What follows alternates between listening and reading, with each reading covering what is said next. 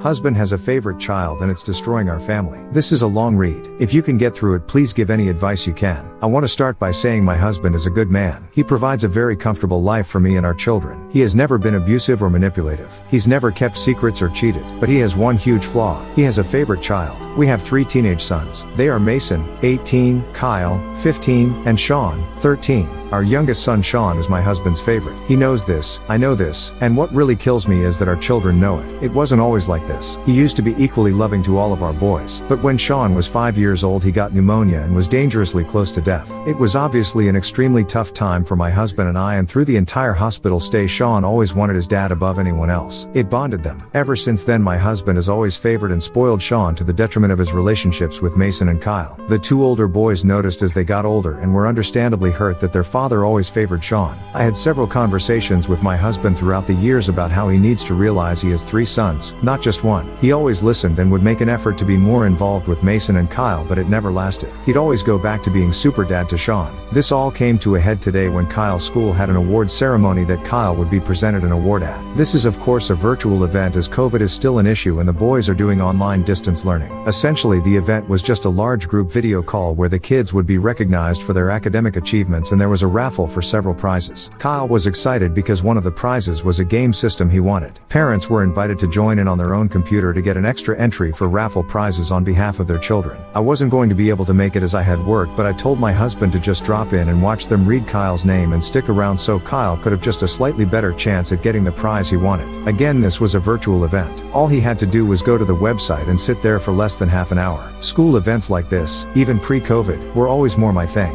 My husband almost never went to these things as he was usually working, but of course there was a higher chance of him showing up for one of Sean's events. But he's working mostly from home and he wasn't even going to be on the clock at the time of this event. He said he'd do it. On the day of the event I reminded him before I left for work to make sure he showed up. I sent him the invite link again while I was at work just to be sure he had it, and he assured me he'd be there. Well, the event came and went. Kyle was in his room on his own laptop for the event and my husband never joined the group call. I was busy at work so I couldn't message him back until almost an hour after the event ended. I asked how it went. He said he was trying to join but the link didn't work. I asked what did he mean he was trying to join now when the event was an hour ago. He replied, "Oh, I thought you said it was now, I saw red." He missed the event because he got the time wrong. After I told him several times what time and exactly how to join, all he had to do was click the link at the right time. I was furious but I wanted to wait until I got home to talk to him. So I get home and see our oldest son Mason's car in our driveway. He does not live with us anymore. He is in college and has his own apartment. I walk inside and Sean is in the living room looking upset. I ask him what's wrong and he says the other boys are fighting with dad. I asked what happened and he said he doesn't know, just that Kyle got really mad and called Mason when he told Kyle that he and my husband went to get frozen yogurt earlier. I asked what time they went and he tells me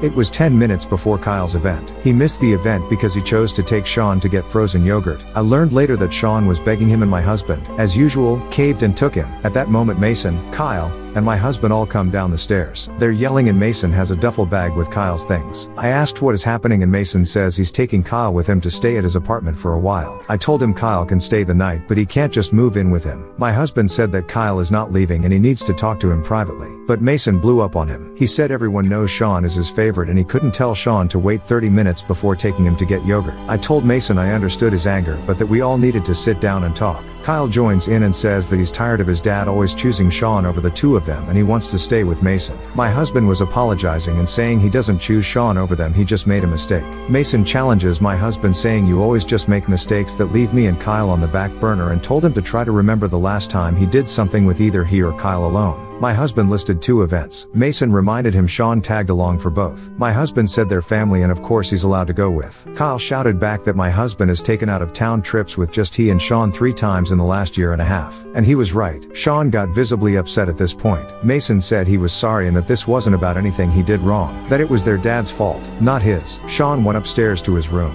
My husband started after him and Mason said, "See, you've got 3 upset sons and you still run off to coddle Sean." My husband said that's not true, he's just more sensitive than the other boys. Mason told him he wants so badly for Sean to be his only son that he can have his wish. He said not to call or text him or Kyle anymore and that they don't have a dad anymore. Kyle added, "You already act like we don't exist anyway." My husband's face dropped. The way he was neglecting our 2 older boys finally hit him. I was a sobbing mess. I could see the hurt in both my sons' eyes. I told them to stay so we could talk and find a solution. Kyle begged me to just let him leave, saying he didn't want to be in the house anymore. Mason hugged me and assured me he'd make sure Kyle got his schoolwork done and he'd call me tomorrow. I let them go. As much as I want Kyle here, I know he needs time away from my husband. My husband went to the kitchen and cried. He's never been an emotional man, but the reality of our two older boys wanting to go no contact with him finally knocked some sense into him. I wanted to yell and scream at him. I told him for years that he needed to stop favoring one child. All he had to do was show up one goddamn time for Kyle. I'm so angry. Instead, I told my husband that I love him and I know he's hurt, so I'm not going to yell at him. But I told him I love my children more and that if he didn't fix things with his boys and start treating them equally from this moment forward, I would be divorcing him. He just said I don't want to lose my family. He started to get up saying he should make sure Sean was okay. I told him I would check on Sean and for once he needed to think of his other sons. I admit I was passive aggressive, but my blood was boiling and I was trying my best not to tear my husband down any more than my son's parting words had. I spent the next hour consoling Sean and reassuring him that his brothers don't hate him and that their issue is with my husband, not him. He said they won't text him back and I said he needs to give them time. I'm emotionally exhausted. I don't know what to do. My husband is sleeping in the guest room tonight. We've never not slept in the same bed unless one of us is out of town for one reason or another. Is it worth divorcing my husband over if he doesn't fix it? This is the only big issue we've ever had in our marriage, but he broke my children's hearts, and even if we do stay together, I don't know if I can ever forgive him for that. I feel like a failure as a mother for not being more assertive with my husband and not interfering throughout all these years. I also feel like it may be too late for him to make things right at this point.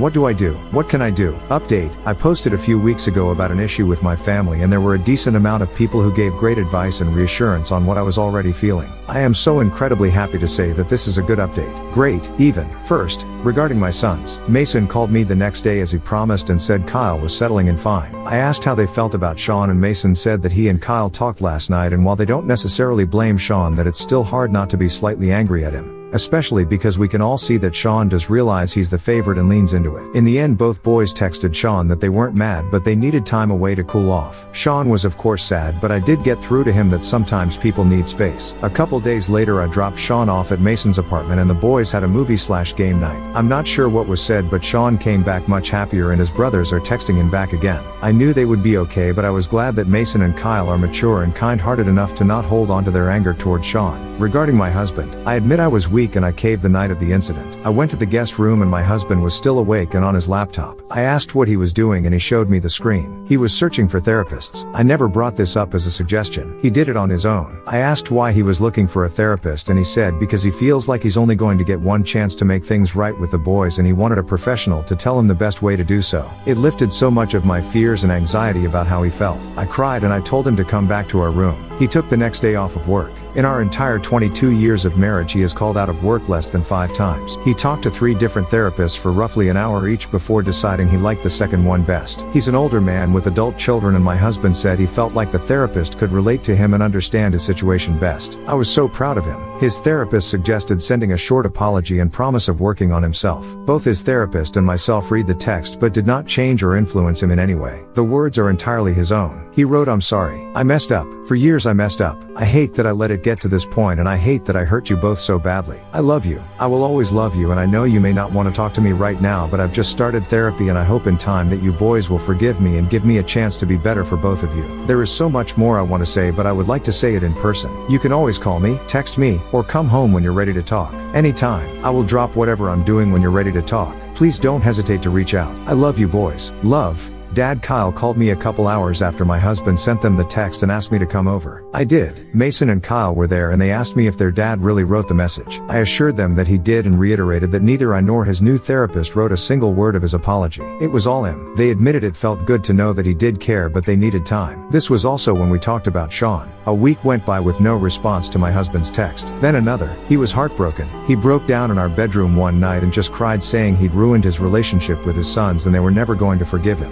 I reassured him that wasn't the case, but it was hard for him to accept. I told him he needs to keep talking to his therapist and focus on himself. His relationship with Sean changed as well. Even though he was the only son we had in our home, he started to spend less time with him. And Sean was completely fine with this. His therapist helped him realize that he was the one always initiating hangout time with Sean. He'd go to his room and ask Sean if he wanted to do something. Or he'd tell Sean to go with him when he went to pick up dinner or go run errands. 5 days ago, Kyle finally texted my husband asking if they could talk. My husband said absolutely politely and asked where Kyle wanted him to go. Kyle said he and Mason wanted to come to the house. My husband, true to his word, called his boss and said he needed the rest of the day off for a family emergency. I dropped Sean off at my mother's house so the boys could talk openly to my husband without worrying about hurting Sean's feelings, and they came over and we all talked in the living room. It wasn't easy, we all cried, but my husband did everything right. I repeat, he did everything right. He apologized. He didn't deny his favoritism. He told the boys about his work with his therapist and how it was helping. He said he's learned he justified his favoritism by telling himself that he and Sean were just closer, but he now realized they were only closer because he was putting the majority of his time and effort towards Sean instead of all three of the boys. My husband asked for one chance to show them he has and will continue to change and treat them equally. Kyle accepted his apology. Mason said he wants to, but he feels like it's too late for he and my husband as he's already out of the house. My husband told Mason that he is Mason's father for life and asked him again for just a single chance. Mason agreed that he doesn't want to not have his dad in his life, but that he doesn't want to feel that pain again if he lets him in. He asked the boys what specifically they need from him besides him making improvements in how he communicates with them. Mason said he doesn't want it to feel forced, he wants it to be genuine. Kyle wanted a hug. My husband hugged him and cried and swore that whenever he has an event he will put multiple alarms on his phone the second he's told about it. My husband suggested family counseling. The boys are reluctant, but did agree to go as we all want our family to heal and grow stronger. Kyle moved back in the house and said he's happy because his bed is much more comfortable than Mason's couch. We decided Saturdays will be a family day that we all spend together. My husband has said he will reach out to the boys to see if they are free to get lunch. Not much else we can do until COVID is gone. He started playing video games with the boys just as something to do to spend time with them. He gets on the mic and talks to Mason, which he said feels good to talk to him even though they're mostly just talking about stuff going on in the video game. He plans on buying Kyle the PS5 he wanted from the school event, but his therapist suggested he wait until their relationship has healed so he knows it's a genuine gift and not an apology gift. I agree with this, and that's where we're at. My husband and I have been recommended a few family counselors from his therapist and are in the process of talking to them. He's really taking point on this. He's going to continue seeing his own therapist as he said it's helped in more than just this incident. I admit that I still have some fears that this new attitude won't last, but this is so much more effort than he has ever put in. When I mentioned his favoritism before, I'm really hopeful that this is only the beginning. The boys are already much happier, and seeing all the men in my life talking and laughing together just melts my heart. This is what I wanted all these years, and I'm hopeful that with family counseling and my husband continuing his own therapy this can be a lifelong change. Edit. Oh wow, I was not expecting this to blow up, especially when my first post didn't get much traction at the time. I'm assuming it will be locked soon, so I want to say thank you to everyone for the kind words. I know this is not an instant fix and it will take much longer and continued dedication and effort from my husband for us to truly heal as a family. But we are committed to therapy as it's worked at opening the door for healing. I've made it clear to him that if he reverts to his old ways and hurts our kids again, I will be gone. I can't imagine how hard it must have been for them to let him back in after just a few weeks of no contact, and I will not stand by if it happens again. That being said, as of now I have no reason to believe he is not dedicated to this change, and for the sake of my family I will give him the same single chance my children have given him. It's up to him to use it wisely. Thank you again and wish me luck.